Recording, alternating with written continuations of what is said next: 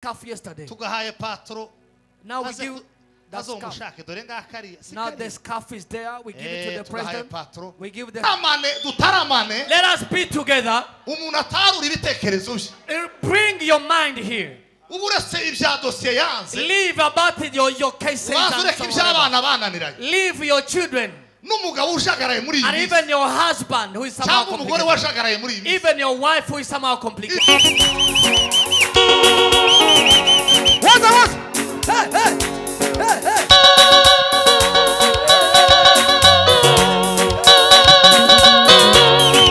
Elijah said, I don't know. But let me tell you this. Do you know that the pastor can give you what he has not had?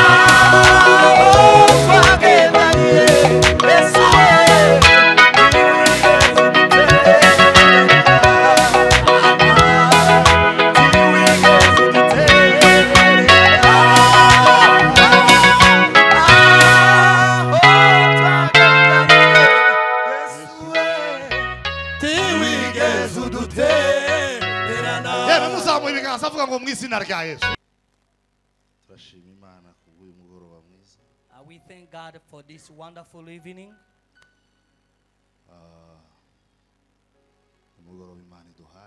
The evening that God has granted us.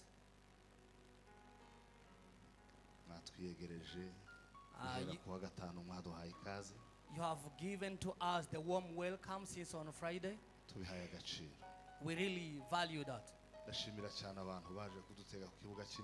I am so grateful for those who have come now to receive us at the airport. Imana ibahumugisha kandi bagirire neza. May God bless you and continue to favor you. Barimo Apotre Bisengo, Among of them there's Apostle Bisengo, Revera hamwe n'abashumba bacu. Reverend and other pastors. Ndabashimiye cyane. I really thank you so much. President Patron hamwe na komite n'abandi mwese. President Patron with the committee. Abanyamasengesho ba Nairobi. All the intercessors of Nairobi, may God bless you. By'umwihariko abayumbe ba Kayole. Especially the intercessors of Kayole. Mwese abashoboye kuza tukabana guhera kuwa gatanu. Imana ibahumugisha. Those who have been able to come on a Friday, thank you. May God bless you. Imana ibagirire neza. May God continue to bless you. Bahaye ikaze naje mu ijambo. Also, I welcome you into the Word of God. Mpereye kuri bene data bahagaze hanze. Imana ibahumugisha. Starting from those who are now standing outside there, may God bless you. Protocole mwese Imana ibagirire neza. All the protocol, may God continue to bless you. Munyemerere nshimira Imana kubwo abashumba b'iri torero batanze itorero kugira ngo rikorwemo ibi bikorwa. Allow me to thank the leadership of this church who has given this church so that you may host your conference. Mpereye ku mushumba mukuru w'iri torero. Starting from the senior pastor of this church, Bishop Musinga. Bishop Musinga. Turanezerewe cyane. We are much more glad. Kandi n'ibyicubahiro. It is of a great value kutwemerera tugahagarara mu to itorero. allow us to stand in this church as we are going to minister. Hamwe n'abashumba bose bakorana baherereye kuri uru rusengero. Together with the pastors that are leading the church together. By'umwihariko na pasteur responsable. Especially our responsible reverend pastor is there. Bashumba mwese muri hano mu cyubahiro mbagomba mwemere nongere mbahe ikaze shimangira iryo umukozi w'Imana yaduhaye. Allow me, the shepherd of the Lord, to take this opportunity to welcome you. Njugize umugisha wo guhagarara hano ariko murabizi mwese ko muzi kuvuga kundu. I am blessed to stand here, but all of you know how to speak. Kandi nubaha amavuta yanyu. And I also obey your anointing. Ndashima kubwo abakaruvari bose bari hano abakristo hamwe n'abashumba. Thank God for the Calvary members and the pastors who are here. Vice representative Mubogora hamwe na Pastor Kefa umukozi w'Imana Assistant representative and some other people. Tubahaye ikaze mwese. Even the Pastor Ezekiel, welcome you, may God bless you. N'abakristo nababonye Imana. And all the members of Calvary Church welcome you. Ndashima Imana kubwanyu mwese. Other that we lived together.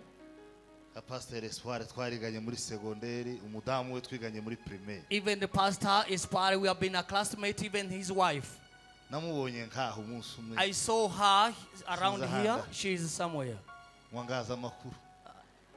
How are you? We used to. It was called Mwangaza. Yitwa Soleil. Yitwa Soleil? Akazo ni Mwangaza. Ese sibimwe Soleil na Mwangaza sikimwe. The same name. Cyangwa nkoze ikosa kurivuga. No, it's okay. That is the name. Ihangane naje uzovuge rya rindi bagaza banyita. Bear with me and they also call me the same name I used to be called there. Ariko ivyo rero byose aho uzobonera public ingana utyo ukamvuga bizokugora. And it will be very hard for you to get a public like this so that you may mention my name. I'm very glad to see you. Ndishimye kukubona. Uyu ni colleague wanje muri primaire no muri secondaire. This man has been my classmate in the primary, even in the secondary. Thank you. The reason why you've seen me hugging him, it was it's a very huge blessing. Thank you for being here and learning the languages from here. Thank you very much. I always follow you online. Thank you. May God keep on blessing you. Keep it up. Asante. Glory to God. Mushumba kuva muri Zion Temple ya Nyamata. Pastor from Zion Temple Nyamata. Tubihaye agaciro kubana namwe. We really value your presence here. Kandi mwagize neza. You've done well. Nukuri. Truly. Birashimishije. I'm so glad. Zico wakoze. I am a man who recognizes what you have done. Zico mwakoze. I recognize what you have done. Apotre Bisengo zico wakoze. Apostle Bisengo, I recognize what you have done. I recognize your presence here. All the parents who are here, we recognize your presence. This is the last day we are now about to wind up our conference.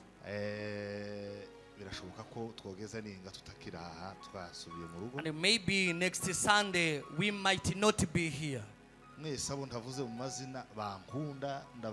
Those whom have not mentioned the name that loved me, those who love me and those who don't love me, and those even who don't hate me, and those who love me so much. May God bless you.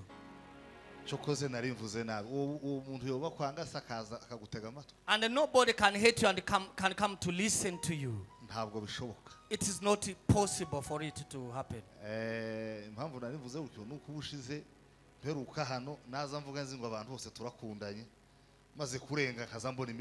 The reason why last time when I was here, that is what I spoke, and when I went back I received some kind of insult and a manner of stuff. They were speaking against me.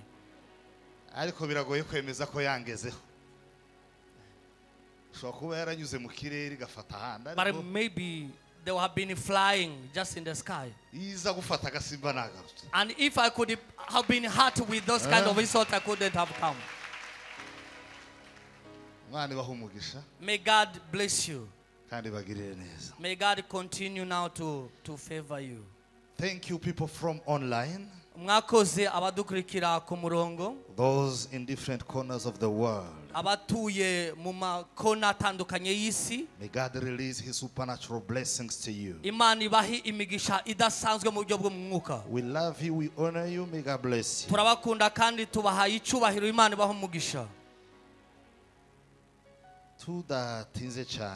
Without taking too much time, let's read in the book of Acts, chapter 6, verse 4. As we've been requested to speak about the chapter and especially verse 4. Ariko twebweho tuzakomeza gutsenga no kugabura ijambo ry'Imana. And I will give our attention to prayer and the ministry of the word. Twebweho, and we tuzakomeza gusenga. Will give so much attention to prayer no gusoma ijambo ry'Imana. And to the ministry of the word. Hari umuntu ufite Bibiliya y'Igifaransa? Somebody who has a French Bible? Somebody to read in French? Who has it? Somebody with the French Bible? To kindly stand up and read.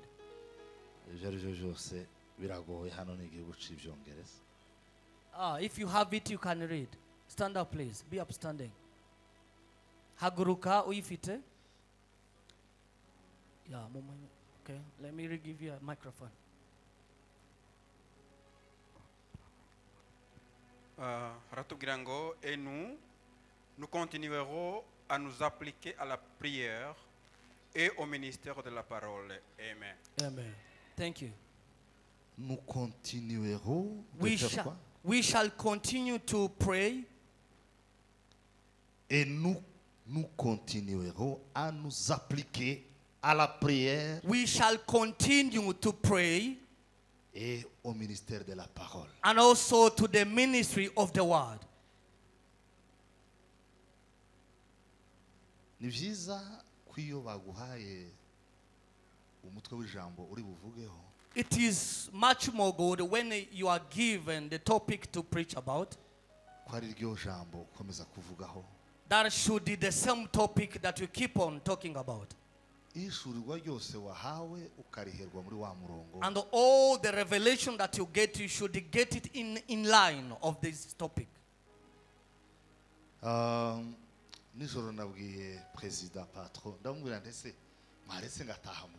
Yesterday, I was requesting Patro, the president, to kindly allow me to go back in the morning.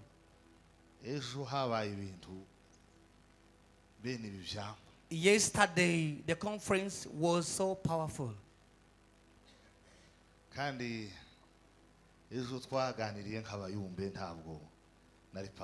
Yesterday, I spoke as an intercessor, not an apostle or a pastor. hari igihe tuza twikunguta nyine tukaba pastor. There is a time we may abstain ourselves and we become apostles or pastors. Ariko twebwe ikiyumbe nico catureze. But for us, intercessory ministry, it is that what grew me up. Nico gituma ntaza nshigikira umuntu utumva ikiyumbe. Reason why I don't support somebody who is against intercessors. Ibisukwirengagiza ko hari abiyita iryo zina bagakora ibindi. It is not to ignore that there's others who are intercessors and yet they do other things. Ariko ikiyumbe nico catureze. But we as intercessors, we have been in this ministry of intercessory so many years. Aba nabahamya These are the witness. ko twatangiye ikiyumbe turi bato cyane. We have started this kind of ministry while we were children. Mama we yari umuyumbe cyane twagaza dusenga. My mother was one of the team, the part of the team. Mama wa bino Yeah, she's here. She's just there. arahari. Yeah, she's just here. Mukeshu urahari. She's Uracabaho. Yeah, she's there. Mana we. Manshi. May God Naha bless. tugeze doriyo twagi. We are here. This is the place where we have Urebe gone. isi yaratuzunguje gusa iradukunguta nkakabwana. We are just wandering in the world. None reba As you hantu can see, you tugeze. see where we are now. Imana ishimwe. May God bless you. Praise be to God. Bwana Yesu asifiwe. Praise the Hallelujah. Lord. Yansigiye n'isezerano uko atazasigana mba ondukuse yamuvuze kwakundaje munyabyaha nimbona ndenze wa musozi zaririmba hosiyana nimara kwa Mukagwaruzi zaririmba hosiyana nimbona ndeze wa musozi zaririmba hosiyana nimara kwa Mukagwaruzi zaririmba hosiyana. Asigiye isezerano yuko atazasigana mba arukose yamukunze yego nunda z'umunyabyaha nimbona ndeze wa musozi zaririmba hosiyana Marakwa Mukagwaruzi zaririmba hosiyana. Ku musoko wa gatanu twaganiriye hejuru y'igitabo cy'ibyakozwe n'intumwa. On Friday we talked about the book of Acts. Tuvuga amazina atandatu citwa. We spoke about the 6 names that it's named. Twavuze uburyo kikigizwe n'ibice 28. We said how it is made by 28 parts. Ariko dusana abanyura muri make ibice bitandatu bya mbere bigize iki gitabo n'ibintu by'ingenzi we went through about these 6 parts of this Bible book. No, dusobanura impamvu byagezaho abigishwa bicaza abantu baravuga rero n'inama bakoze ubwabo baravuga bati ntidukwiye guhora duhugijwe no kugaburira abantu ibiryo kandi dore byateye amakimbirane reka tugerageze dutora abadiyakoni 7 bahagarare mu mwanya bagaburira abantu hanyuma twebwe tuzagaburira ijambo ry'Imana no gusa. We gave an explanation of how they divided the work to do, to choose some to be giving food and other kind of stuff to the people so that other apostles may continue to preach the word of God. Bibiri ivuga neza ngo batora abadiyakoni 7. Then they choose 7 deacons. Barimo Stefano na bagenzi. Among them there was Stephen and the neighbor, the brothers. Kandi ngo bagendera kuri condition 2. And they had 2 conditions. Condition ya mbere. One condition. Ngo bagombaga kuba ari abantu buzuye umwuka. They should be spiritual people. Spiritual minded people. They should be spiritual minded people of God. Abantu buzuye umwuka wera w'Imana. The Apana bavuze kundi. minded people of buzuye God. umwuka wera bari n'imbaraga z'umwuka. Those who are spiritually and now filled with the power of the Holy Spirit. Number 2. Number 2. The people abantu b'abanyabwenge bafite ubwenge. abantu buzuye ubwenge. The people who are wise enough. Hari abantu bagira umwuka w'Imana. That the people who have the Spirit of God bagakoreshwa n'Imana pe. and are being used by God. Ariko wamushyiraho itimasi. But when you try to measure him, to look at him, ukabona mu bwonko ibihekane si byinshi. then you find him is not qualified to do that ministry. Muri iyi si, in this world, urwego rwose wogiraho rw'umuhamagaro. every level that you can get a calling. Imana ntizihamagara abantu mu mpano zimwe mu muhamagaro. God does not call people in the same calling. Ariko urwego rwose waba uriho, urwego rw'amavuta wogira, And each and urwego every rw'umuhamagaro wogira, position of your calling that you may have and the anointing you may have, ukabura ubwenge. and you miss to have the wisdom. Ishari kugukiza kiza kikwisha. What could spare you can kill you. Ishari ukuboko kugukijije kiza kihinduka ukuboko kukwicisha. What was the spare handed now to spare you, it becomes the hand to kill you. Ikintu cyose wokora muri uyu murimo, ikintu cyose wokora mu isi, ikintu cyose ukiriho. Whatever you can be able to do while you are still alive in this life, Ukwiye gusaba ubwenge. you should ask God to give you the wisdom. Nico gituma umunsi umwe Salomo yabusabye Imana. Reason why Solomon asked God for the wisdom. Imana iba excited nayo iburirwa uburyo. And Iravuga God ko was Salomo so ukoze excited by igitangaza. Solomon. You have done something amazing. Kubera ko usabye ikintu umutimatima w'ubuzima ni Because you have requested what is the good things to be requested for. kandi iramubwira ngo ubwo usabye ikintu kiruta ibindi byose. God said the reason why you have asked something which is more than other thing. Ntabwo ari cyo nzaguha cyonyine. I'm not going to give you only this. Ubwo gisabye ntusabe ko abanzi bawe bicwa, For you- usabe ubutunzi, ibindi bintu byose mbikwemereye for grace. For you Kubera not ko to wamenye request gusaba for your icy'agaciro. enemies to be dying, or also to request for the wealth or the riches, I'm going to add up them because I've asked for the wisdom. Barabatora abigishwa, They chose the apostles. bahitamo abadiyakoni barindwi, They chose 7 deacons, hanyuma ngo bo basigarana umurimo wo kubwiriza ijambo ry'Imana no and the gusenga. others remained with the ministry of preaching the word.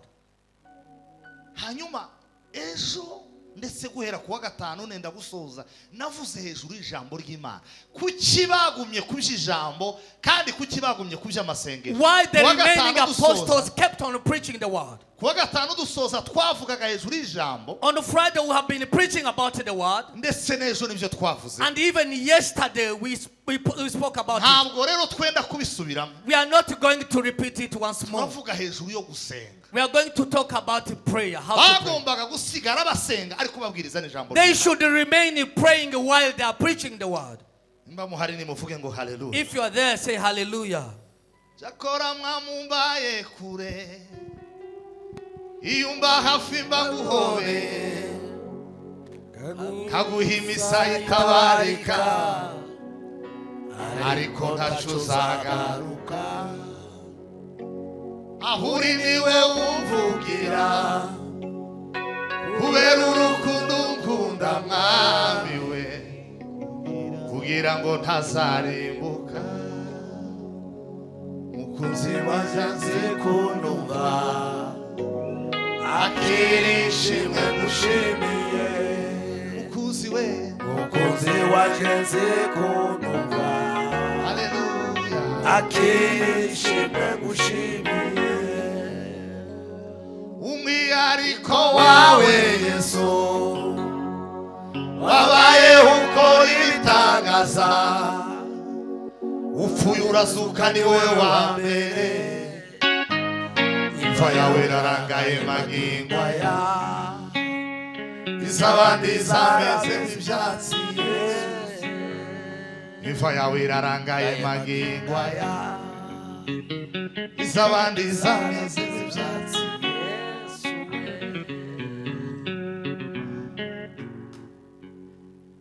Azme deforme le boy. Thank you. Imva yawe irarangaye magingo Aya, iz'abandi zarameze ibyatsi. Yesu imva yawe irarangaye magingo aya, iz'abandi zarameze ibyatsi Yesu.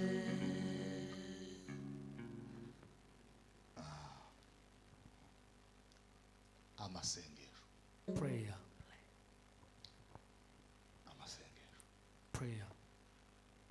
What is prayer? Isengesho niki cyangwa se amasengesho niki? When someone talk about prayer, Iyo umuntu avuze gusenga cyangwa se amasengesho, what does he or she mean? niki aba arimo kuvuga? What does he or she want to explain? Niki we aba ashaka kudusobanurira? Qu'est-ce qu'il veut sous-entendre? Ashaka kutubwira ngo tumenye iki yavuze gusenga. Amasengesho niki? What is a prayer? Ai umbelele tata niambe miambo umbelele we umbelele tata niambe miambo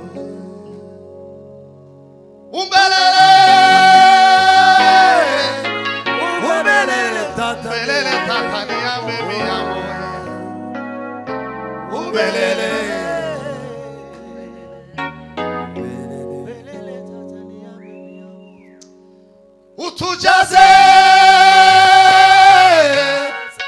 utujaze baba tukutumikie utujaze we utujaze baba tukutumikie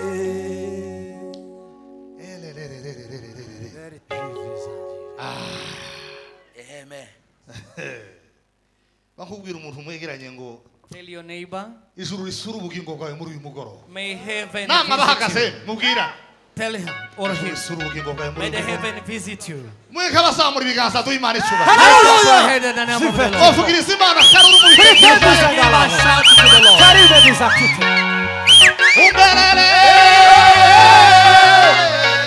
Umbelele tata niambe miambo umbelele umbelele tata niambe miambo utujaze utujaze baba tukutumikie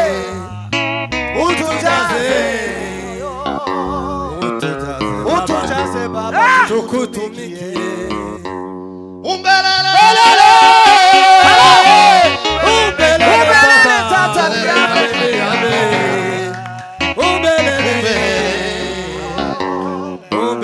umbelele tata niambe miambo umbelele umbelele tata niambe umbelele miambo tata niambe miambo umbelele tata niambe miambo la la la la la la Amen. biraza gukunda kutuganira cyangwa birananiranye kandi Is it going to be possible so that you may preach? Amen. ko bigiye kunanirana niki It is about to be hard. Sophie Bwana Yesu asifiwe Hallelujah. Hallelujah. abanyamugisha bamenye Imana bakayibangikanya n'ibigirwamana iyo mana ntiyambarizwa mu gicumbi ntibayandura ivuye kw'ibihuge amazina yabo yaranditswe korera Imana nk'abantu bazapfa ejo mutitaye ku by'isi bitagira nyirabyo kubera yuko umuntu apfuye arabisiga bikaribwa n'umuntu utarabiruhiye amazina yabo yaranditswe nimweka abavugiriza Imana karu To the Lord. korera Imana nk'abantu bazapfa ejo mutitaye ku by'isi bitagira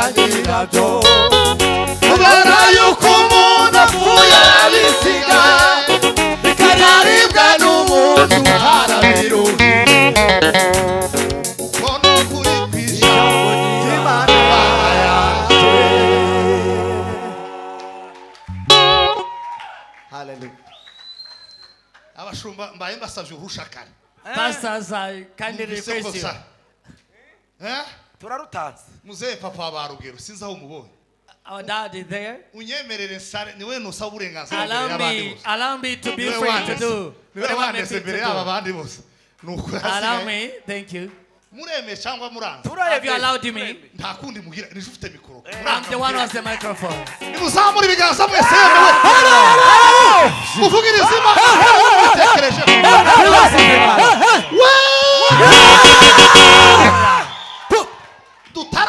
Dutaramane. Let us be together. Umuntu atarura ibitekerezo bye. Bring your mind here. Ubu uretse ibya dosiye yanze. Leave about your cases and Wazureka so on. iby'abana bananiranye. Leave your children N'umugabo ushagaraye muri and iyi even your husband who is somehow cyangwa umugore complicated. washagaraye muri iyi Even your wife who is somehow complicated. ibyo bintu ubyirengagije. Those are kind of stuff leave them. Igitaramo kiratarura ibintu byatoromye. Then this service will Hallelujah. come. Will be brought back. So that I was lost.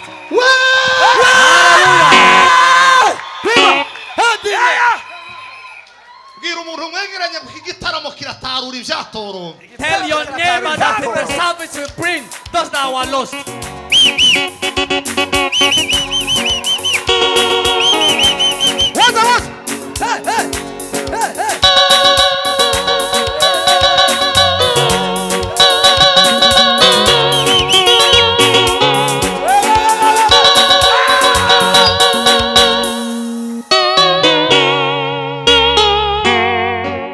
Be seated, you can sit down.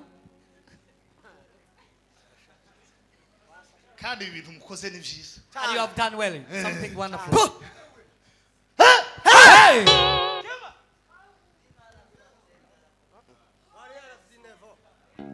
Gusenga ni iki? What is a prayer?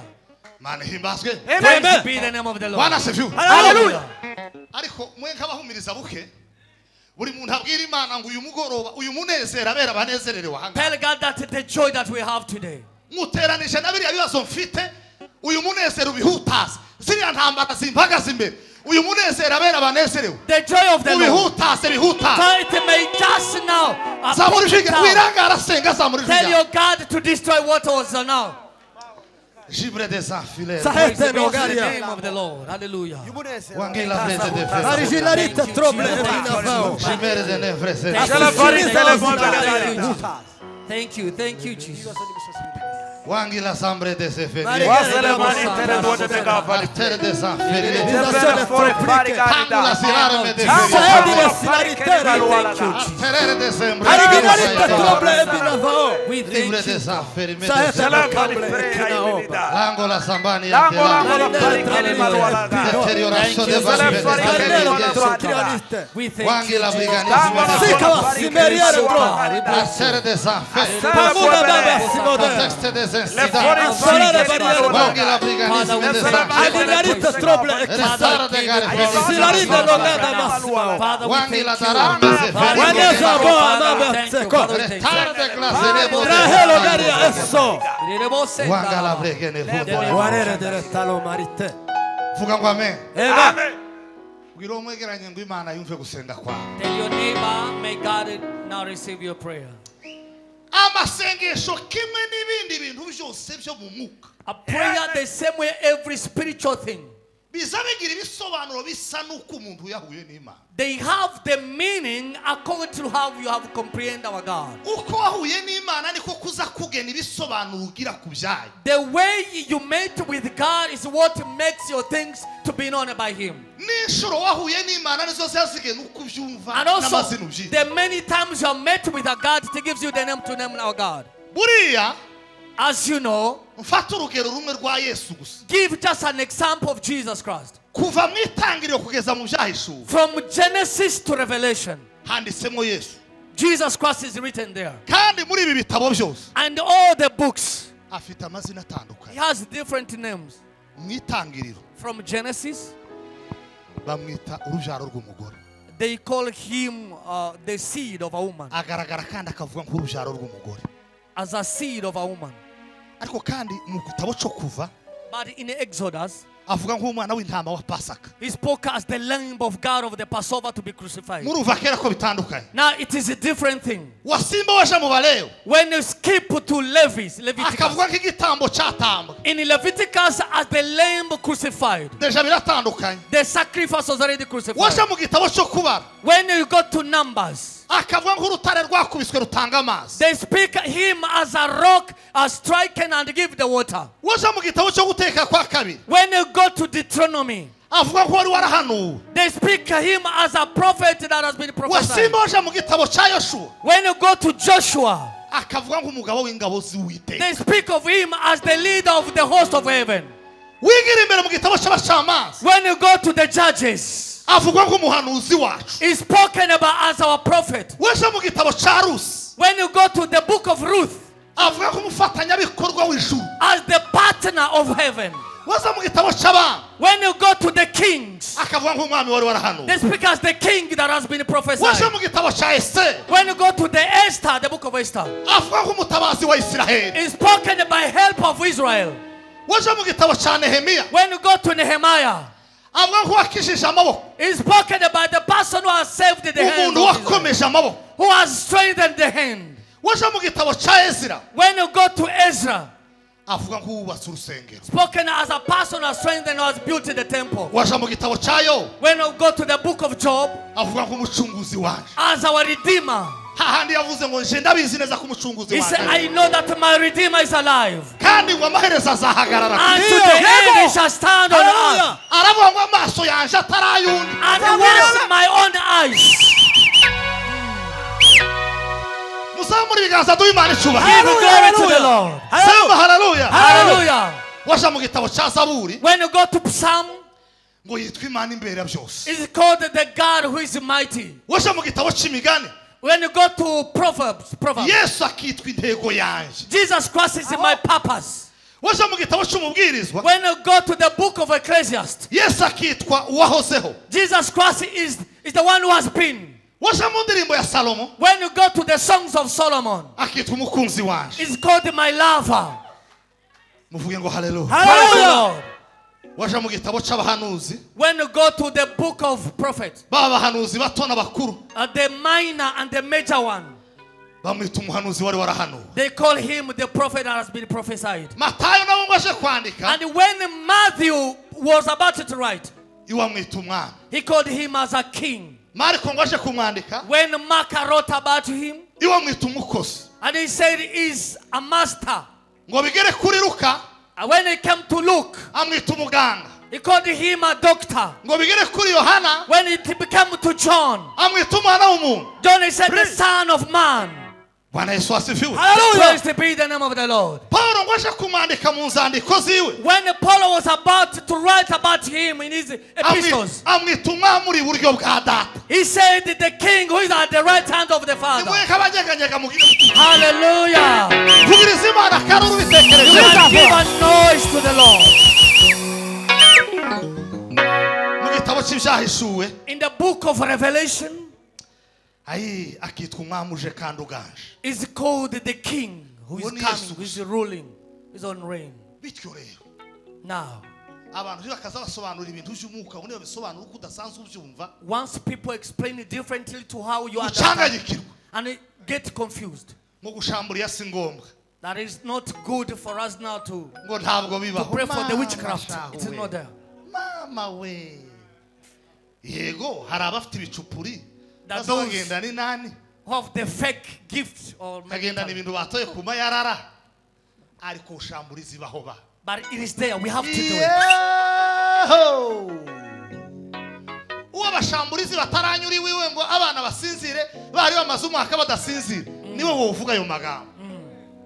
Sasa Now, ukundi mureba as you can see, abantu buzuye imyuka itandukanye. people have different spirit or mind and understanding. Noneho mukaza mwumva umuntu uko arasobanura ibintu Then you found a person giving explanation of the things avuga Bibiliya when he's speaking about the Bible, ariko mu wundi mwuka. but in another kind of spirit. Reka mbirekere aho ngaho. Let me just stop from there. Niba muhari nimuvuge ngo haleluya. Hallelujah. Amasengesho rero ni iki? What is a prayer?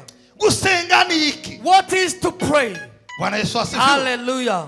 bigira ibisobanuro bitandukanye. They have different explanations. Igisobanuro cya mbere cy'amasengesho The first explanation about the prayer, ni uburyo bunyuranye it is different ways. ubugingo n'umwuka ndetse n'umubiri by'umuntu The soul and the spirit and the body of a man biharanira that fight for, kugira ngo habe ibintu bibiri. so that there might be two things. Icya mbere habe gusabana n'Imana First of all, fellowshipping with God nk'umuremyi we, as the creator. ariko kandi icya kabiri kugira ngo umuntu yumvikanishe icyifuzo cye ku Mana. Moreover, to make known your needs before God. The first dimension and the basic dimension of prayer Ikintu chibanze kubijanye n'amasengesho is relationship. nugusabana n'Imana. We've been given a chance or a prayer as a gift Twahawe amahirwe duhabwa gusenga nk'impano. for being a platform where we have to relate with our Creator. Tukabasha tukagirwa ikibanza cyo gusabana n'Imana nk'umuremyi wacu. The prayer is not just for asking. Isengesho ntabwo ari ugusaba gusa. Yes, of course. Yego, But before asking, mbere y'uko usaba you first build a relationship. ugomba kubaka ubusabane bwawe hagati n'Imana. You can never ask someone without relationship. Tushobora gusaba umuntu utarakirete utararema gusabana nawe ubucuti. There is kind of intimacy. Hari ubusabane bw'indani. Thank you so much. Abana bacu marango nano bagira imbaraga bagira ubushobozi. Bwana Yesu asifiwe. Hallelujah. Uzubanza ukubaka ubusabane n'umuntu. You should build first the relationship, intimacy. Nyuma ya bwa busabane wubatse n'umuntu. After making the relationship platform, no ukabona kumugezaho ibyifuzo byawe. then you should come and give him your needs. Ikibazo tugira, The problem that we have, tuza twirukira ku kuvuga prayer request. we run quickly to give our number of requests It's without making a relationship. without building before anything Mbere yuko intimacy. ukora ikindi cyose ugomba kubaka ikintu cy'ubusabane bwanyu. That's why Niyo mpamvu before everything, mbere y'ikindi icyo ari cyo cyose, the introduction of your prayer ikintu cya mbere kizabanziriza isengesho ryawe must be firstly build the relationship. bigomba kuba bya mbere wubatse gusabana ubusabane. You have to ask for forgiveness Ugomba gusaba imbabazi because kubera ko in this world, muri ino si our body imibiri yacu and the system of the world na sisiteme y'isi. will always push us away from the presence of the Lord. Sisiteme y'isi idusunikira kuja kure na presence y'Imana cyangwa kuba kw'Imana. Uyu mubiri twambaye The body that we have n'isi tubamo and also the system of the world, biza bidusunika buri gihe bidusunikira bigira tandasi zo kudusunika ngo tuje kure y'Imana. they push us away from God.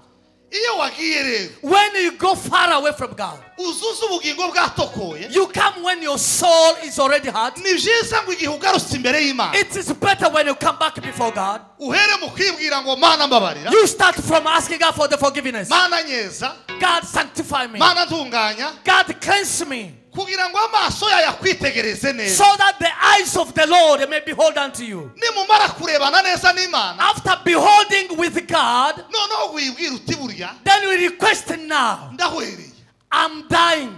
abadayimoni bamereye nabi. The demons are now oppressing me. Maze imyaka 10 muri Kenya, I have 10 years in Kenya. ntacyo wankorera Mana. Can't you do something for me? Ndakwingize nyabuna Mana. I kindly request you. Act Lord, Ask God, ugasaba Imana.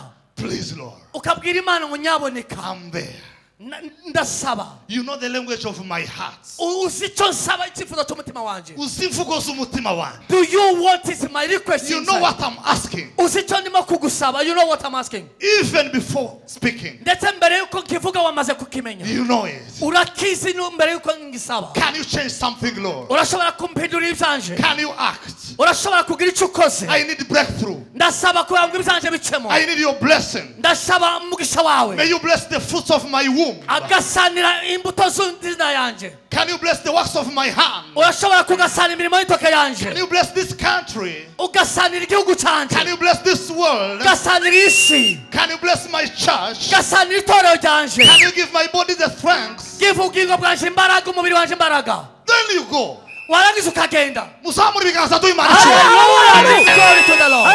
sema we Give glory to the Lord. Bwana Yesu asifiwe. Hallelujah. Imana ihimbazwe. Praise be to God. ni uburyo butandukanye It is the different ways. bibiri bivuga neza The Bible explains it clearly. ngo musenge uburyo bungahe Pray how many times?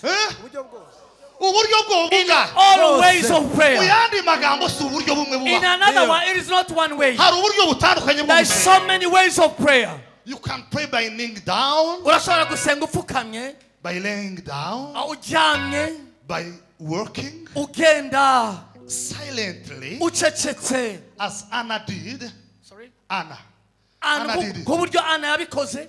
He was in the church, Anna yari mu rusengero, in the tabernacle. yari mu ihema, He was praying, yarimo asenga. and then the priest heard his voice. Barangiza umutambyi yumva ijwi rye, He saw even the lips. ndetse abona n'iminwa yiwe. Aramubwira ati ariko warasaze wa mugore we. Eli said, "Are you mad, you woman?" Aramubwira ngo sinasaze yewe. Then she said, "I'm not mad. Narasenze mu buryo butandukanye bwo I prayed gusenga. in many ways of prayer. None ndimo nabwira Imana asheshese Now agahinda I'm k'umutima requesting wawe. my God silently." Imana iramwumva Then God had her binyura mu mutambyi. through the priest. Aramubwira ngo Then she said, genda Imana ya Isiraheli igwica umutima wawe wifuza. "God, the God of Israel, has heard your prayer." Narababwiye ejo I've told you yesterday. ndababwira ngo nimba ugira ubwenge If you are wise enough ugahura n'umunyamavuta ukunda and you meet with an anointed man of God kandi wemera and whom you accept and believe in, ntakakuveho nta jambo akwatuyeho. let him not leave you without confessing a word upon you. Ubundi In another way, kirazira kubana na pasiteri udakunda utemera utiteguye it is gusanga. not good to live with a pastor whom we don't believe in. Are you there? Are you there, turi kumwe? For the anointing to work for you, Kugira ngo amavuta muriho akugire imbaraga n'ububasha agukoreho. Imbaraga afite ndagwa hasi. for the anointing to work for you, Kugira ngo amavuta y'umushumba akugire ububasha n'ubushobozi, there are three conditions. hari condition ibisabwa bitatu. Condition number one Igisabwa condition ya mbere is to honor the anointing. ni ukubasha kubaha amavuta yiwe. Number two Icya kabiri is to love the anointing. ni ugukunda amavuta yiwe. Number three Icya gatatu is to serve. ni ukumukorera. Kuyakorera ayo mavuta. Yeah, you need to serve.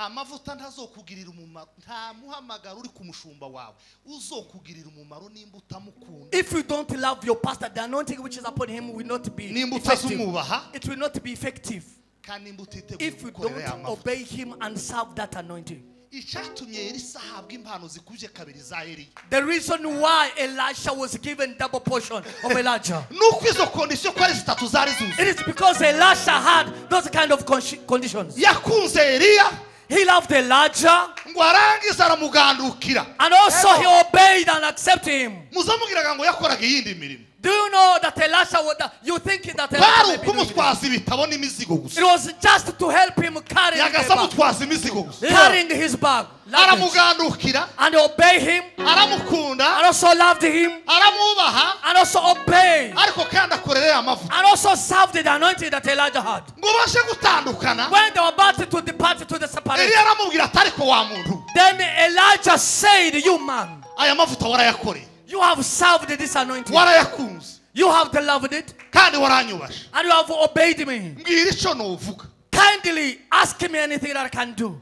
Aramubwira ati uva nkubwire. Then he said, "Listen to me carefully." Double portion of your anointing. Sabze imigabane ibiri y'umuhamagaro wawe y'imbaraga zawe. Arangize Eliya aramubwira ati ariko ibyo bintu birashoboka. Arabango said, he said, "Is it possible to have the double portion of your anointing?" Aravuga ati jewe sinzika. Then Elijah said, "I don't know, Reka mbabwire aya magambo. but let me tell you this. Mwari muzi ko umushumba yoguhica adafite we. Do you know that the pastor can give you what he has not Murabizi. had? The position? Apfa kuba ahagaze mu muhamagaro neza. If he's upright Apfa standing. kuba ari umunyamavuta. Yego.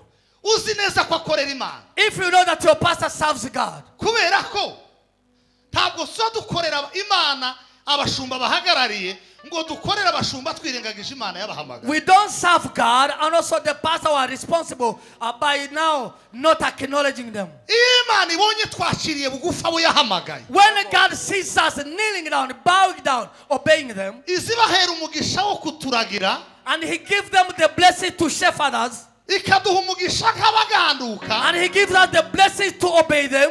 ndetse ikarenzaho kuko twubasha abantu bahagarariye inyungu And zabo. moreover, as the people have obeyed their benefits.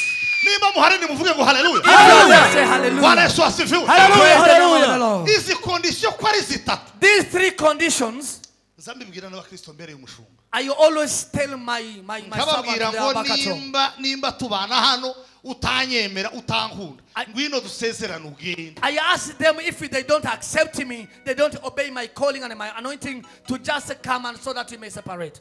Mwumve mbivuge noroheje ariko kwijwi riranguruye mu matwi. Let me speak in a calm way, with calmness, so that you may listen it. Ntimuzi ibintu bimwe tuza dusengera byaze gukemuka. You know, some kind of needs that you are praying for, and you don't even succeed. Ibyinshi biva ku bantu bagiye batripota amavuta. Many of them are the people who despise the anointing. Bavuga umuntu w'umukozi w'Imana ngo asigaye aroga ngo baramukeka nawe ugatogota ngo utazi icyo bivuze. When they speak about the man of God, you start now complaining, and you don't know what it means. Ngo maye ngo sinje wabivuze ngo I'm not ntibimve the one who has spoken this, kandi bikuvuyeho. and you are the one who has said it. Ndabarahiye Imana ya Isiraheli. I swear, Ndabarahiye I swear.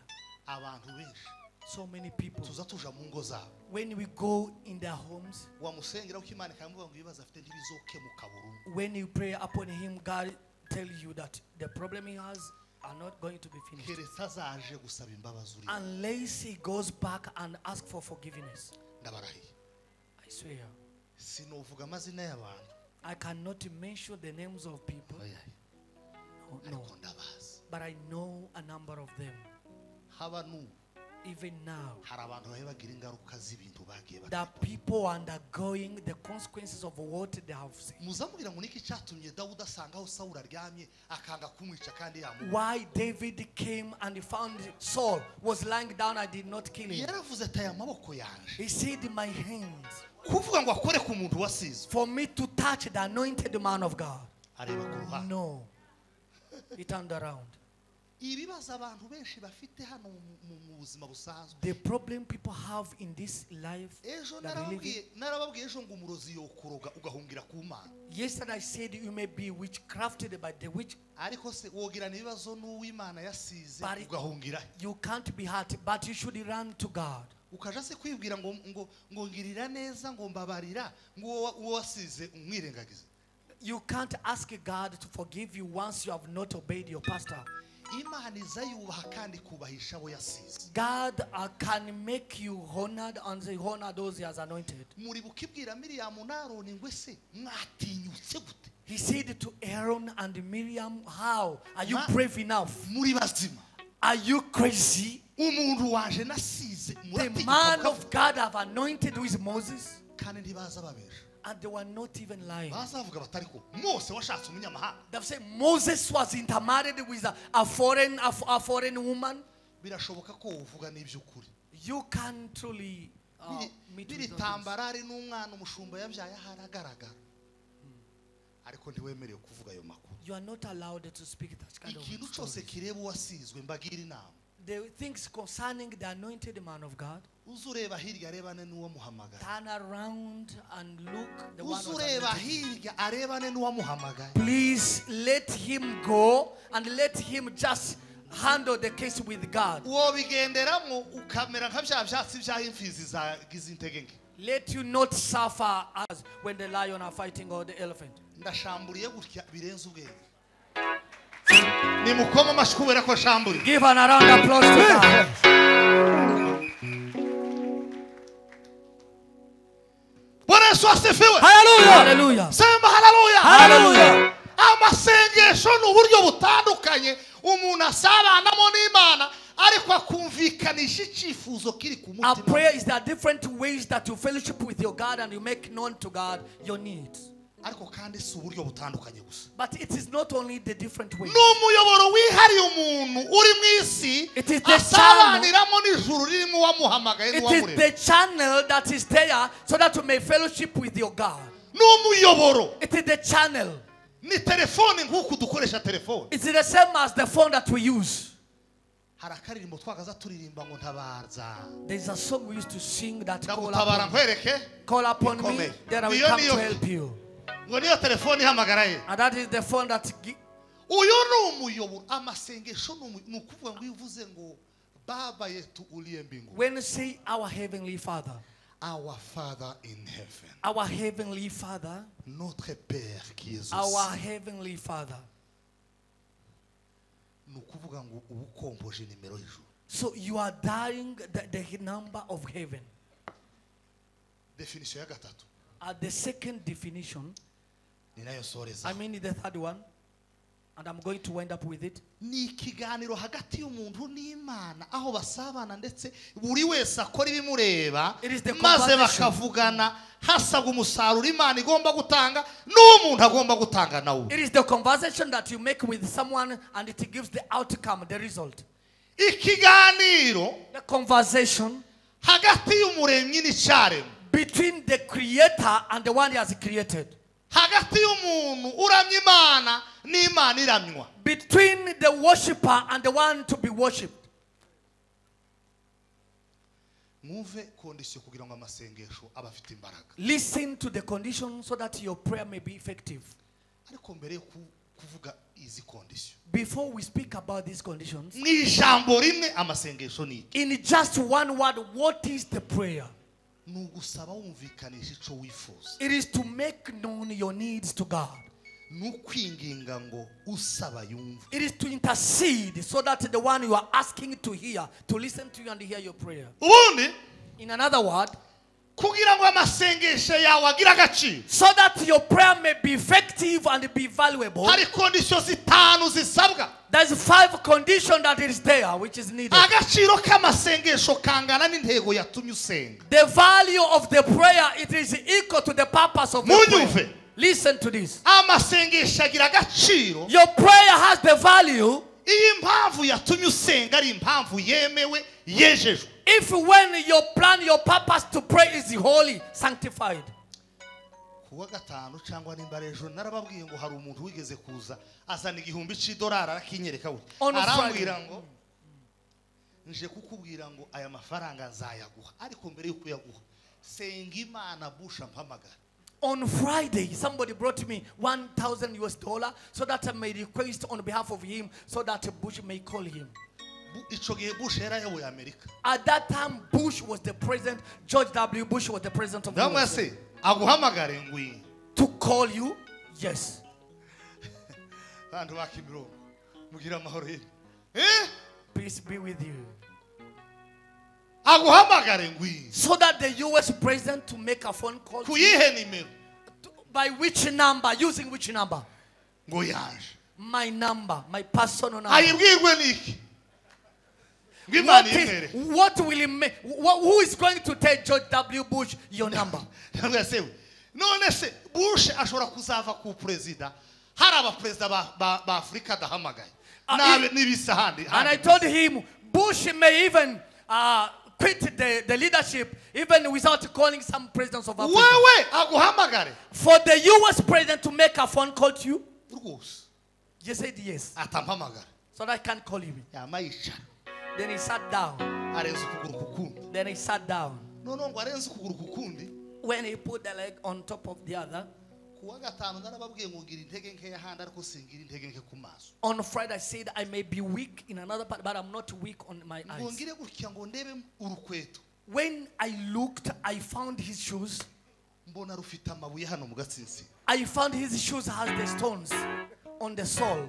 itaro yarashaje ku buryo harimo amabuye The sole is torn and the stone are there inside. ndamuri Then when I looked at him, tuza tuzira ukuri then I said, iyo ugiye kubwiza umuntu ukuri if you want to tell the truth to somebody, ndamwira ntewe subirana amafaranga then I told him, go back with your money. reka dusenge gusa Let us pray only.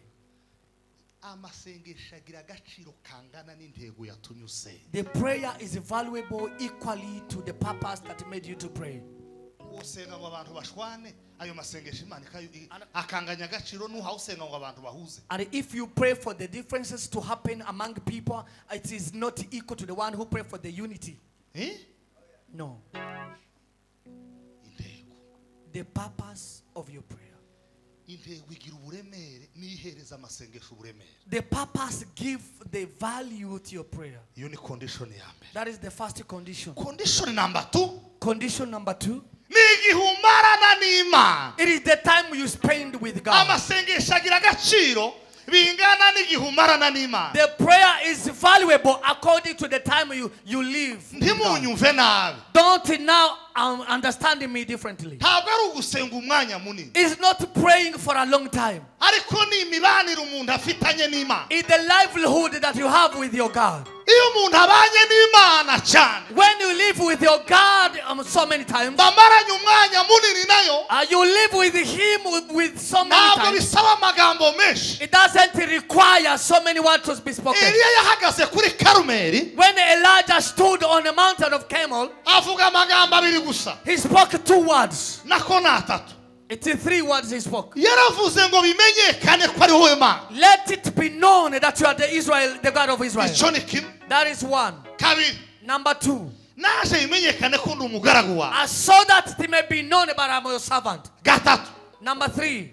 Aba bantu bamenye ko mbikoreye kugira ngo izina ryawe rihabwe icyubahiro. So that these people may know that I'm doing this for the glory of you. Akivuga ayo magambo gusa. When he spoke those 3 words. Kubera ko yagiraga umwanya munini abanyemo n'Imana. And because Elijah had enough time to spend with God. Umuriro uturuka mu butaka. And the fire came down from the soil. Uwundi uturuka mu kirere. From the soil and from the sky. Imana iriyubahisha kuri Karumeli. And God honored himself on Calvary. Amasengesho agira uburemere bungana n'intego, ariko kandi amasengesho agira uburemere bungana n'umwanya umuntu amaze mu buzima sabana. The prayer is equal to your purpose and also to the time you spend with God.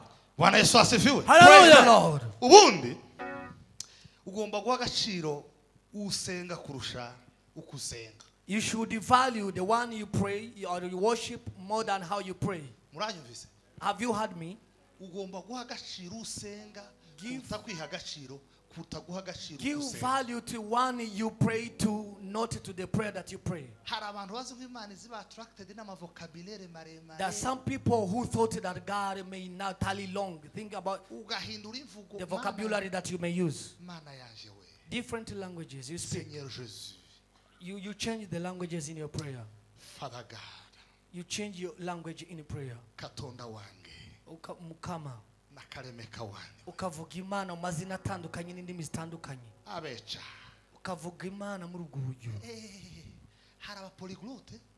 Hari abantu bazi indimi nyinshi. That people have different languages. Ibyo ni ubusa.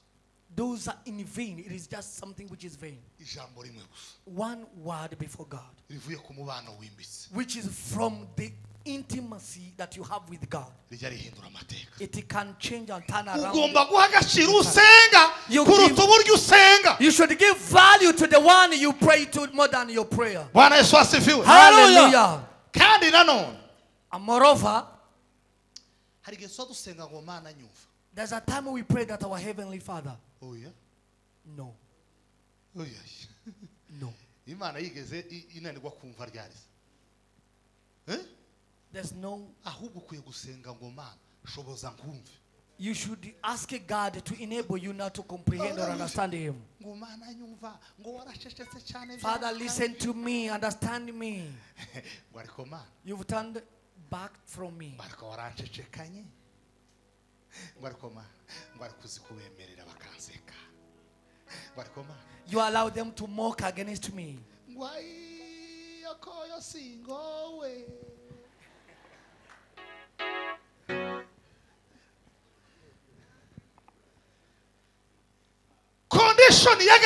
Condition number 3. Ugomba gusenga mu bushake bw'Imana. You should pray according to the will of God. The will of God. The will of God. Even Jesus said, Na Yesu yarabivuze.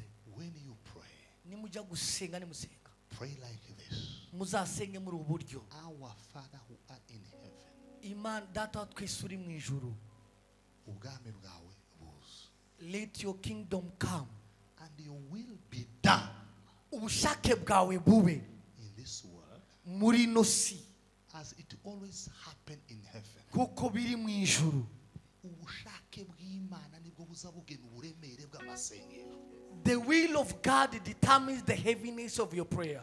condition number 4 Condition number 4, gusenga mu izina rya Yesu. praying in the name of Jesus. Bibiri iravuga ko nta rindi zina. The Bible says there is no any other name. Glory to God. Hallelujah. Nta rindi zina twahawe. There is no any other name given to us. Nawe ubwe Yesu yarivugiye. And even Jesus Christ himself said, Aravuga ngo ndimuyobagurike. do not be now misled. Dore nije nzira. I am the way. Nije kuri. I am the truth. Nije bugingo. I am the life. Nta muntu n'umwe uzagera kwa data atamuzi. No one comes to the Father except through me. Condition ya nyuma. Condition, the last condition. Ugomba gusenga wizeye. You should pray believing in your prayer. Amasengesho. When you believe. When you believe, you pray when you believe. With faith, I mean. Pray with faith. Amasengesho agomba kuba yuzuye kwizera. You should pray with faith. Izo ni condition zitanu zigenderwaho. Those are the 5 pillar conditions that you should use. No, soreze ku ahantu amasengesho akenewe. Let me wind up by speaking where the prayer is needed mostly. Henshi cyane.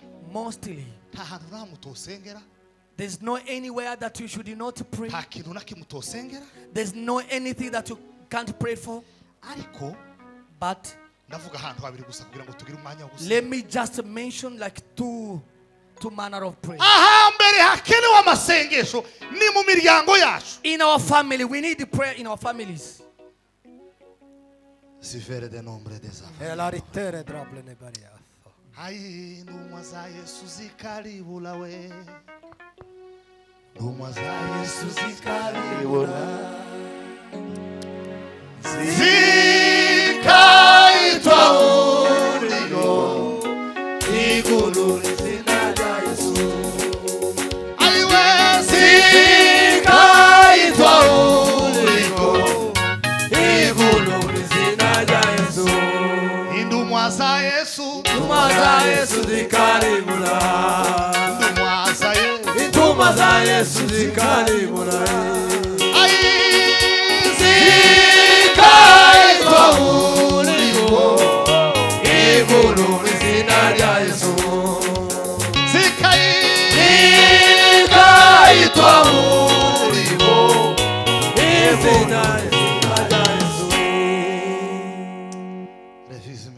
Carriera trouble ne baria. Elizalo careta così essere. Ubuturi kwiherezo yorutayo turimo gusiganirwa kugera muri gakondo tuzabonayo za nshuti ze zimwe zari bisi nyuma zigacura igihe zikaja muri gakondo. Aho hera nifuza kuzagerayo naririmbana n'abera indirimbo zo kunesha. Aho hera nifuza kuzagerayo naririmbana n'abera indirimbo zo kunesha. Uzamura ibiganza duhe Imana ishobora. Bwana Yesu asifiwe. Hallelujah. Dore izafata mpiri Byishyira hejuru. Imivumo y'abatwanga ntizagufata. Ko bavuma rimwe ikakuba kabiri ikaguha umugisha. gira icubahiro nimuyongere.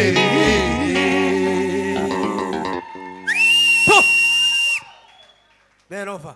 dore izafata mpiri byishyira hejuru. Imivumo y'abatwanga ntizagufata. bazavuma rimwe ikakuba kabiri ikaduha umugisha. gira icubahiro nimuyongere. izafata mpiri byishyira hejuru. Imivumo y'abatwanga ntizagufata. Ko bavuma rimwe ikakuba kabiri ikaguha umugisha. Icubahiro nimuyongere.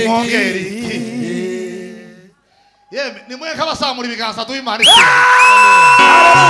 Mongera muvugiriza Imana kandi Anointing for the Lord.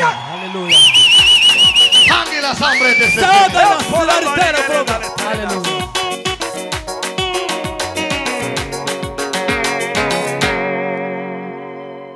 arfe umucuranzi iyi sente warayicuruje ibisirimba urabicuruza neza birakungukira ayo maboko yarungutse Amen. hari abantu muzamwigisha sente yazaje gufata kuri sente ukagira ngo none karaterura umuvuri w'inka uyu muntu niki cyamubaye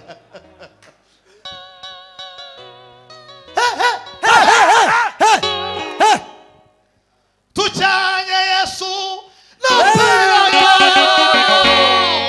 Tuchane Yesu na pelo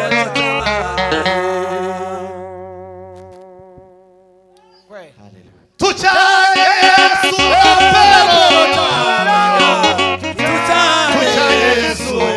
na pelo tucyanye Yesu na pelo tucyanye Yesu na pelo chama tucyanye Yesu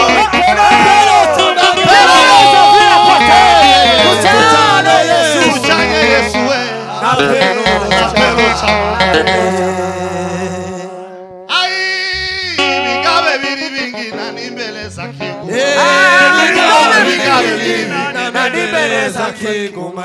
bigabe biri bingina nimbele za kigu bigabe biri bingina nimbele za kigu ai kasenerero we ugandekere wewe wisha wabayumbe we kuri kuona agaisha nini kula mubenge agaisha nini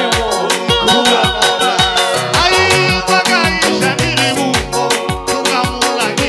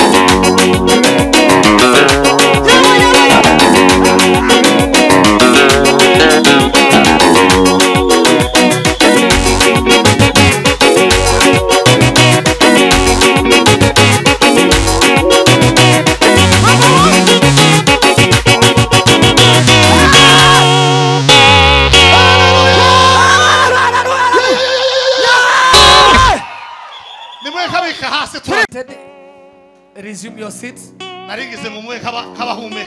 I wanted you just to breathe. There's There's a time you speak things Then you see you have packaging something. Amen. ibiguhiga ntibizabura Abakugwana bakomejewe ariko Imana nyir'ijuru n'isi mana we ivuganye nawe nonaha. biguhiga we Ibiguhiga ntibizabura abakugwanya gucuranga barakomeje igisirimu ariko ariko Imana Imana nyir'ijuru n'isi ivuganye nawe nonaha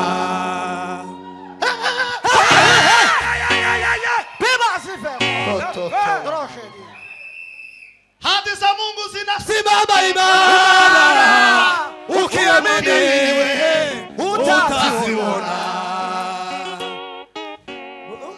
ucurange tapi gusa strings apana ibintu by'ibisirimba na za sebeni bireke kubera ko numvise ko ikirere cyahindutse ukukera ibintu byabaye nabi Mungu si mtu ili Tuiria si mwanadamu ili ajute. Ahadi za Mungu zinasimama imara, ukiamini utaziona. Mungu si mtu ili aseme uongo, si mwanadamu ili ajute. Mbingu na nchi vyote vitakwenda, neno la Mungu litadumu milele. Mbingu na nchi vyote vitapita, neno la Mungu litadumu milele. ngira umwegeranye ngo icyo mwavuganye n'Imana kirakomeje icyo mwavuganye n'Imana kirakomeje. Tambua. muzamu ibiganza mukagira Imana Viva la cara. Primarize. Mana we. raseme des Sandile anges problem kinaova. je faire de nombre ai tugabana makerubi maserafi n'abaganda kandi Eliya na Enoki tugala Musa Utula musabide. Nakomeje. Yesu we. tuwatale tugabana makerubi maserafi n'abaganda kandi Eliya na Enoki tugala Musa tula Eliya Utula musikira fiyaje.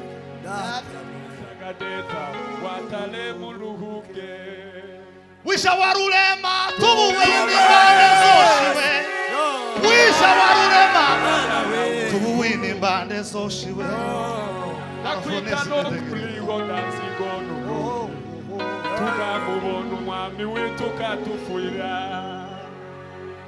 tugabona makerubi maserafi n'abaganda kandi Eliya na Enoki tugala Musa Gutula Eliya, gutula Musa, yesagatamu watale muruke. Belasi. Uzamura ibiganza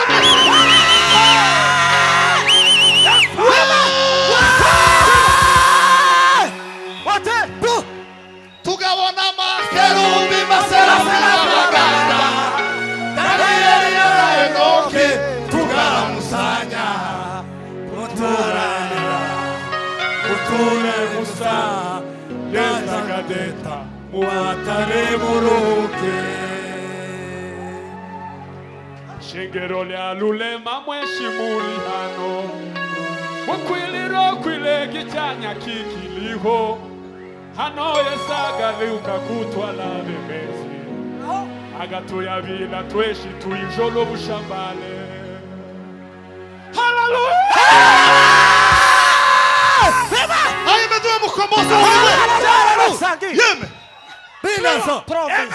ariko sisi kintu canzanye muri Kayore ibintu ukunyuma y'ejo Imana yari ibise bene ibi bintu navyo kandi Bwana Yesu asifiwe. Haleluya. Nimweka abanyeganyega mwerekeriye. Haleluya. Volevano dir prepare le conflitti. Igwana sihunge. Jebezaki. ibifashe mu gituza ibifashe amaguru birakora yeganye kuvuga ngo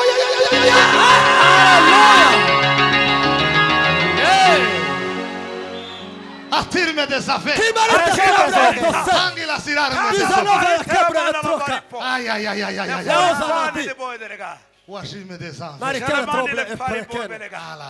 Ayili mele dovete de casa la fa. asseme de Ai tu ingigeda tamahuno gitue tu ingigeda mumahuno geto. ai tu ingigena hamwitue mumahuno ge Ai tu ingigeda mumahuno geto. kazenero ugandekere Ai kazenero ugandekelera. beleza nani we kuliuka heza sana Ai beleza nani kuliuka heza sana. baba beleza nani we kuliuka heza sana Ai beleza nani kuliuka heza sana. baba beleza nani we kuliuka heza sana Ai beleza nani kuliuka heza sana. beleza nani we kuliuka heza sana Ai beleza nani kuliuka heza sana. Yes, I've fesime de brege Shalom fali bene tele tutu kale fare fre. muzamuri biganza yeme buri muntu wese nazamuri biganza mugire gushimwe yeme ni nani wa uzima we Yesu Yesu Yesu Yesu wa uzima ni nani wa uzima we Yesu baba we Yesu Yesu Yesu wa uzima ni nani mwenye nguvu Yesu baba we Yesu Yesu Yesu wa uzima sema haleluya haleluya subira haleluya haleluya ihangane mukwizera ubawumva atanezerewe wabireke ariko umuntu ubawumva umunezero w'iki gitaramo wamugezemo bwira uwo mwegeranye ngo ijuru ntiriceceke rigira ico rivuga ku buzima bwawe uyu mugoroba ijuru ntiriceceke rigira ico rivuga ku buzima bwawe uyu mugoroba rigira ico rivuga ku buzima bwawe kando nakosa muzamura ibiganza bizeye ivyo yewe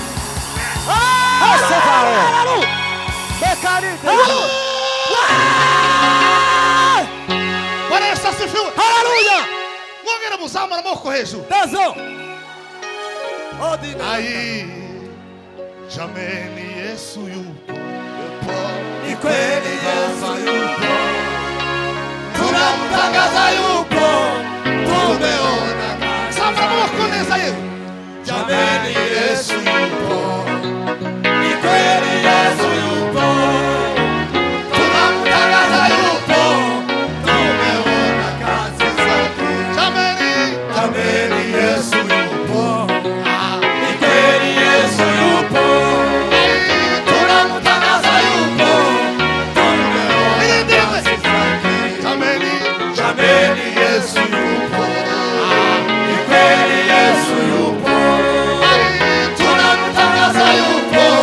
Tumeona kazi zake. Mukomere Imana amashyi. Yewe nimwike hasi Thank you. soze. Tubone uko dusoza buke. Imana ihimbazwe. Hallelujah. Thank you, Jesus. Bwana Yesu asifiwe. Hallelujah. Saede. Bekosime mambo. Shasive dezembre. Sargili tole bore batika la wanga la tua. Tangi la sibride de. Salary bore gadi do it digidi ba please. Oh ferme de bi. Sale bore Barriere bele dai. troblique embre. Atukukialia. Ali bele fo bele dai milere na milere. Ugonza wangeze. Ijuru kwa data zairiba. Oziana teteka. Savana dukanye bijado disi. Sashima mvuyeku. Divayu. Ugonza wangeze. Ijuru kwa data zaririmba Hoziyana iteka zabatandukanye ibyaha by'isi zashima bivuye ku bibayu umutima ubwo nibwo zashima uko bikwiye zareka ntabwo uyu mubiri upfa zabana mbaye umwizamu kaze w'inyenyeri zabacu igihe nambaye kunesha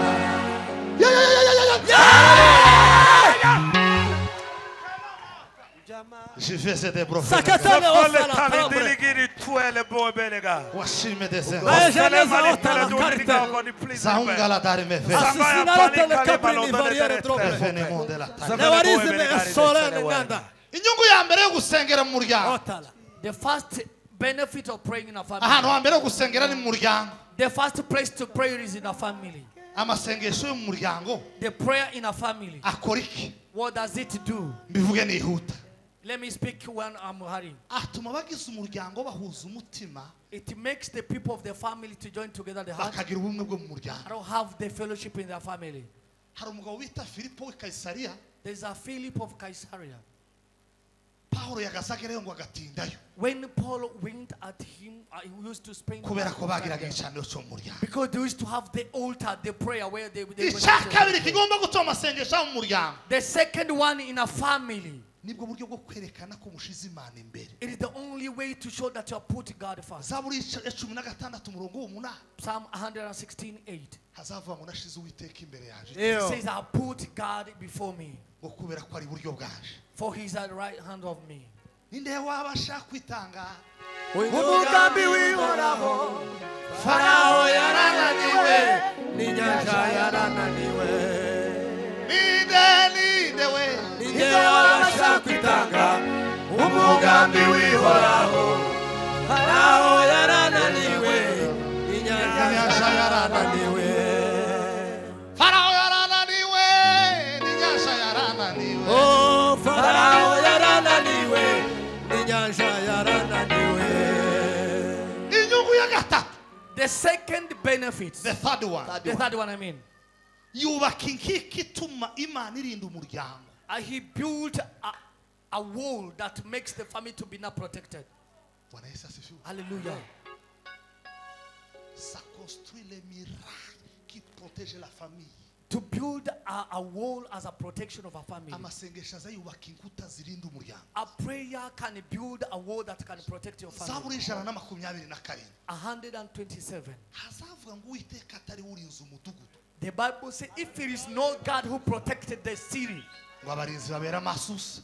the watchmen passed their night in vain.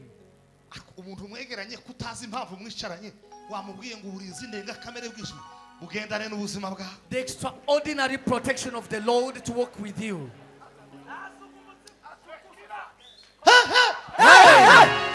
Hey! Cartelele Na mondela. sola gari de etro. Jésus de Nazareth. Na sola no makola kari ya over. Yoshua zenguruka mungando se ameshabano nimukora mama tugiye kwambuka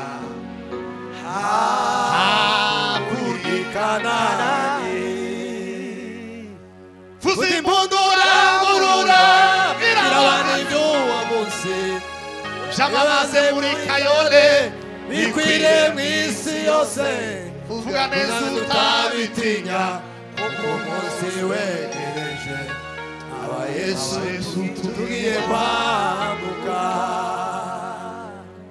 vuza impundu urangurura irabati ibyuwa munsi byamamaze Nairobi bikwire mu isi yose vuga neza utabitinya kuko umunsi uregereje aba Yesu tugiye kwambuka.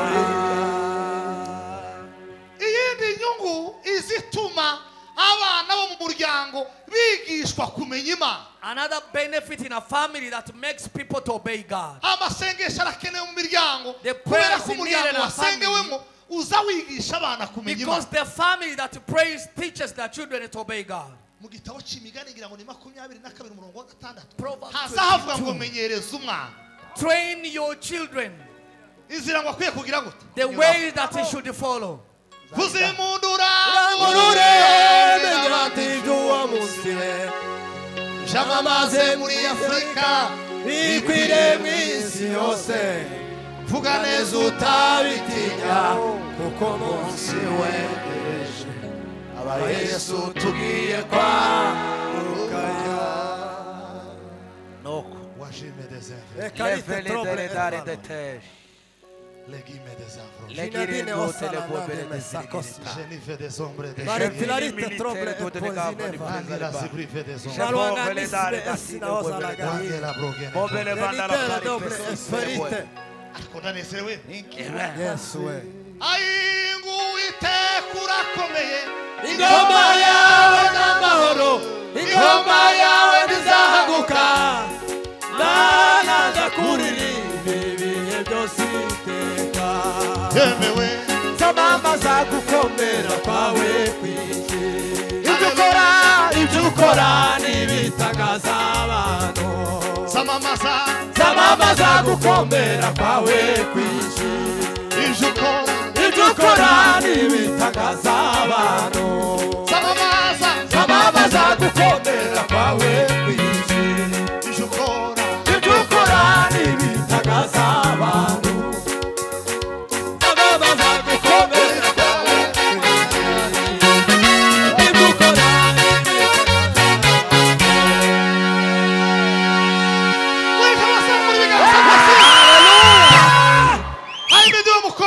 Hallelujah.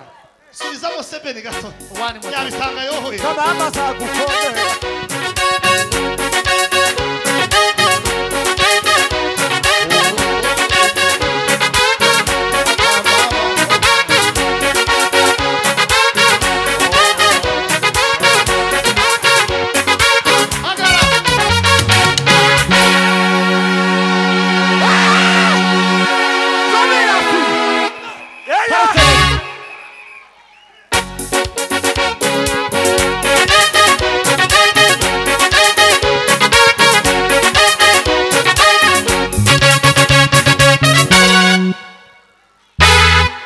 bashiremo agasirimba aba bahagaze gusa shiramo agasi aba bahagaze bonyine abandi mwe mwicaye aba bahagaze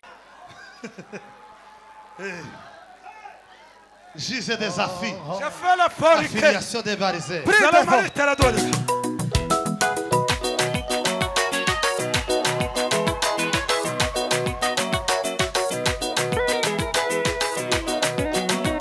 Aho